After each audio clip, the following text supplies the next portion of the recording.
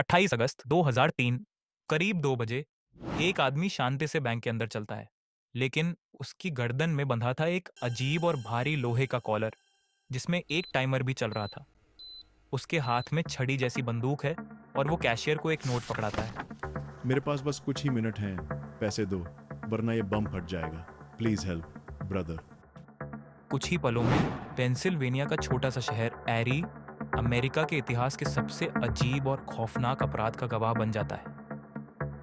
Brian Douglas Wales नाम का pizza delivery man गर्दन में बम पहनकर बैंक में दाखिल होता है।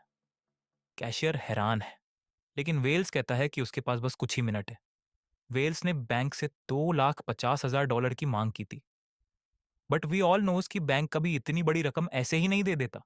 इसलिए जब ब्रायन वेल्स ने मांग की, तो बैंक की कैशियर ने उससे कहा कि बैंक के पास इतना नकद उपलब्ध नहीं है। इसके बावजूद बैंक से उसे लगभग $8,000 की रकम मिली, जबकि मांग इससे कहीं ज्यादा थी। जैसे ही वह बैंक से बाहर निकला, पुलिस और मीडिया टीम तुरंत मौके पर पहुंच गई और उसे घेर लिया। वह बार बार कह रहा था, ये बम सच में है, ये फट जाएगा। पुलिस ने घटना को गंभीरता से लेते हुए तुरंत बम स्क्वाड को बुला लिया था, लेकिन उनके पहुंचने से पहले ही कैमरों के सामने धमाका होता है और वेल्स की मौत हो जाती है। पूरा देश इस मंजर को देखकर दंग रह जाता है। सवाल उठता है कि क्या वाकई में वेल्स पीड़ित था, या फिर यह सब कुछ एक बड़ी साजिश का हिस्सा है। क्योंकि कुछ घंटे पहले ही वेल्स पिज्जा डिलीवर करने के लिए एक सुनसान जगह गया था और वहीं उसे पकड़ा गया और उसके गले में बम बांध दिया गया था। ये पूरा मामला रहस्यों और पहेलियों से भरा हुआ था, जिसने पूरे देश को हिलाकर रख दिया। पुलिस को ब्रायन वेल्स के पास से कई हाथ से लिखे हुए नोट्स मिले। नोट्स को पढ़कर ऐसा लग रहा था जैसे वह एक खतरनाक ट्रेजर हंट खेल का हिस्सा हो। नोट्स में लिखा था, यहाँ जाओ, ये क्लू सुलझाओ, तब तुम्हें चाबी मिलेगी जिससे बम खुलेगा। ये पूरी बात काफी अजीब लग रही थी, जहां हर सुराग अगले सुराग की ओर ले जाता था। लेकिन असलियत में ये खेल इतना कठिन और जटिल था कि इसे पूरा करना लगभग नामुमकिन था। बम को खोलने के लिए दी गई समय सीमा इतनी कम थी कि कोई भी व्यक्ति इस थ्रिलिंग और खतरनाक पहेली को समय रहते सुलझा नहीं सकता था। ये केस सोचने पर मजबूर कर देता है कि क्या यह सब सिर्फ ब्रायन वेल्स को उलझाने, डराने और फंसाने का तरीका था।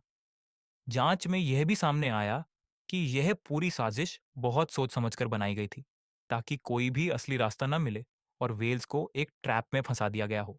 ब्रायन वेल्स की मौत के बाद पुलिस सालों तक ये सोचती रही कि आखिर इसके पीछे कौन है। धीरे धीरे 3 नाम सामने आए, मार्जरी आर्मस्ट्रॉन्ग, बिल रॉथस्टीन और Kenneth Barnes. Marjorie DL Armstrong एक 54 साल की रिटायर्ड औरत, वो एक चालाक और अजीब औरत थी। उसकी जिंदगी पहले से ही गड़बड़ थी। उसने कई बार शादी की और उसके पुराने बॉयफ्रेंड्स रहस्यमयी हालात में मारे गए।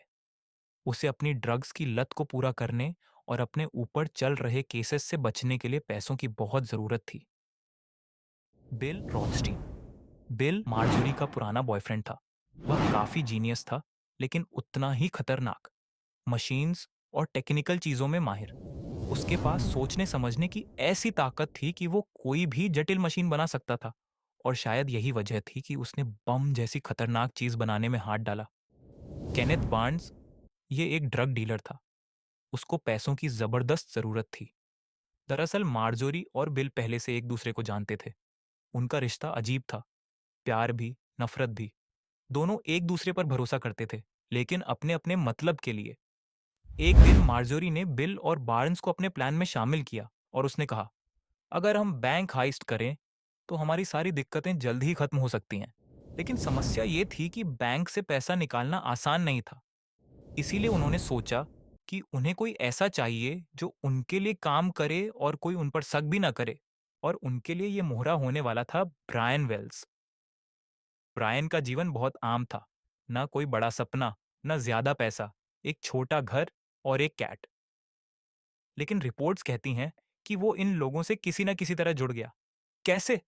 कहा जाता है कि वेल्स बार्न्स को पहले से जानता था, और बार्न्स ने उसे ये भरोसा दिलाया कि उसके गले में बंधा बम असली नहीं है, ये बस एक नाटक है। शायद उसे लगा कि ये सिर्फ एक छोटा रोल है, जिसके बदले में उसे कुछ पैसे मिलेंगे। लेकिन ये एक झूठ था जिसमें ब्रायन फंस गया था। उसे असली बम पहनाया गया, विच लीड्स टू ब्रायंस डेथ, और कोर्ट ने कई साल बाद सबको सजा सुनाई। मार्जरी आर्मस्ट्रॉन्ग उस समय लगभग 55 साल की थी। उसे पूरे प्लान का मास्टरमाइंड माना गया। उसने विलियम रॉथस्टीन के साथ मिलकर पूरा प्लान बनाया था। 2008 में कोर्ट ने उसे लाइफ इम्प्रिजनमेंट दी, लेकिन 2017 में जेल में ही उसकी कैंसर से मौत हो गई। केनेथ बार्न्स एक और अहम किरदार था, जो पैसों की तंगी और अपने ड्रग्स के शौक के कारण इस साजिश में आया। 2008 में उसे भी दोषी माना गया और 45 साल की सजा सुनाई गई। उसकी मौत 2019 में जेल के अंदर हुई। विलियम रोडस्टीन असल में पूरा प्लान बनाने वालों में से था, लेकिन केस पूरी तरह खुलने से पहले ही 2004 में कैंसर से मर गया। इसीलिए उसे कभी कोर्ट की सजा नहीं मिली। ये केस हमें बताता है कि लाइफ में शॉर्टकट से कभी सुख नहीं मिलता। पैसा, पावर या नाम अगर गलत रास्ते से कमाओगे तो अंत हमेशा बुरा ही होगा, या तो जेल या मौत।